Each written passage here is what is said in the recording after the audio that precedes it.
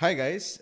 This is another session in the series of Stay at Home, Be a Hero. We will try to help you go through this coronavirus lockdown so that you can break the chain and make sure that we all come out safe during this period of time. If you like this video, please do share it with your friends who are preparing for CAT and other MBA entrance examinations. Please do subscribe to this channel. You can leave your comments, feedback regarding this video and any other video on our channel, and we will get back to you as soon as possible. If you would like, please do subscribe to our courses as well. The link is available in the description. Let's get on with it. Hi, this is a question which came up in the past CAT paper. I would suggest if you have not solved this earlier, please do look at the PDF, which is available in the description of this particular video. Solve this, and once you have solved this on your own, then look at the rest of the session. This is a question which came up in CAT 2003, the repeat paper. It's a easy to moderate, mostly easy sort of a question. It's a double distribution arrangement set, pretty standard, straightforward. In fact, even the diagram is actually given to you. Okay, and the question seems, all of them seem to be pretty straightforward also to answer.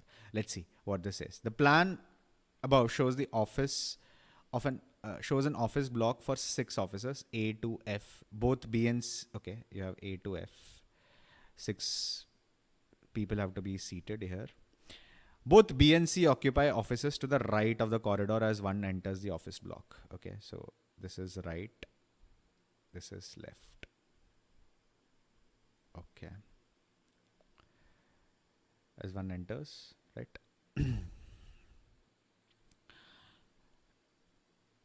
A occupies an office to the left of the corridor. So on the left you have A. Let me just mark A. E and F occupy offices on opposite sides of the corridor, but their offices don't face each other. So E and F are on opposite sides. The offices of C and D face each other. So you have C and D facing each other. C might be on this side, D might be on each side, which we don't know. Okay. E and F are on 2 different parts, but they don't face each other.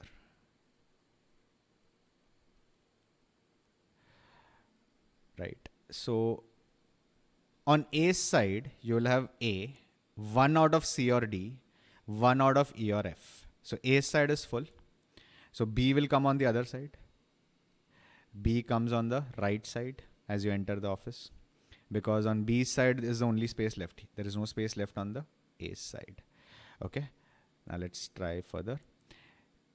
F's office is further down the corridor than A, but on the same side. So F sits on A's side, which means E sits on B's side. Okay.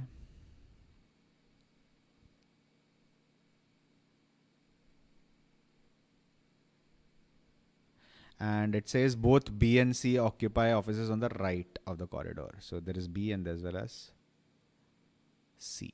Okay, so this will be, D will be on this side. D will be on this side. Okay, now we have put which side is which. Now let's try to figure out who is sitting where.